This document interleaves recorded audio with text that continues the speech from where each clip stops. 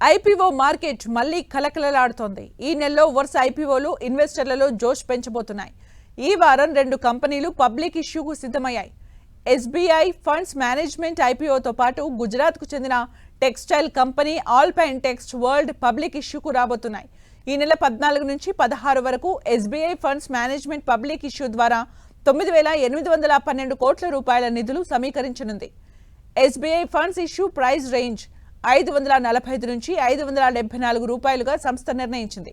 పూర్తిగా offer for sale రూపంలో ఉన్న ఈ ఐపీఓ ద్వారా ఎస్బీఐ, అముండి ఇండియా హోల్డింగ్స్ తమ వాటాలు విక్రయించనున్నాయి. ఇక గుజరాత్ సంస్థ ఆల్పైన్ టెక్స్ వరల్డ్ ఈ వారం మార్కెట్ నుంచి 126 కోట్ల నిధులు సమీకరించబోతోంది. ఇష్యూ ధరల శ్రేణి 100 నుంచి 105గా ఉంది. SME category milli works technologies కూడా ఈ వారం పబ్లిక్ ఇష్యూకు రాబోతుంది. ఈ సంస్థ ప్రైమరీ మార్కెట్ 160 కోట్ల రూపాయల నిధులు సమీకరించనుంది. ఇక ఈ నెలలో Manipal health enterprises, milky mist dairy foods, Juniper green energy, Lohia corp, Caliber mining ఐపీఓకు రాబోతున్నాయి. వీటిలో మణిపాల్ హాస్పిటల్కు చెందిన మణిపాల్ హెల్త్ ఎంటర్ప్రైజెస్ 9,500 కోట్ల రూపాయల నిధులు సమీకరించబోతోంది. తమిళనాడుకు చెందిన మిల్కీ మిస్ట్ డైరీ దాదాపు 2,000 కోట్లు, జునిపర్ గ్రీన్ ఎనర్జీ 1,800 కోట్ల నిధులు సేకరించనున్నాయి. అలాగే కాలిబర్ మైనింగ్ దాదాపు 600 కోట్లు, లోహియా కార్ప్ 500 కోట్ల నిధులు సమీకరించనున్నాయి.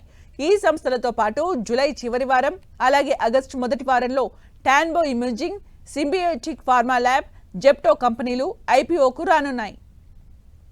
స్టాక్ మార్కెట్లో బాహుబలి ఐపీఓగా కితాబునందుకుంటున్న ఎన్ఎస్ఈ ఐపీఓ ఈ ఏడాది సెప్టెంబర్లో మార్కెట్లోకి రానుంది. పబ్లిక్ ఇష్యూ ద్వారా ఎన్ఎస్ఈ దాదాపు 30,000 కోట్ల నిధులు సమీకరించనుంది. ఇప్పటి వరకు 27,870 కోట్ల నిధుల సమీకరణతో అతి పెద్ద ఐపీఓగా ఉన్న హ్యుండై మోటార్స్ రికార్డును ఎన్ఎస్ఈ తిరగరాయబోతోంది. ఏదేమైనా మరో 2 నెలలు పబ్లిక్ ఇష్యూకు చాలా కంపెనీలు రాబోతున్నాయి. ఫండమెంటల్గా స్ట్రాంగ్గా ఉన్న కంపెనీలను ఎంచుకుని ఇన్వెస్టర్లు పెట్టుబడి పెట్టాలని మార్కెట్ ఎక్స్పర్ట్స్ సూచిస్తున్నారు.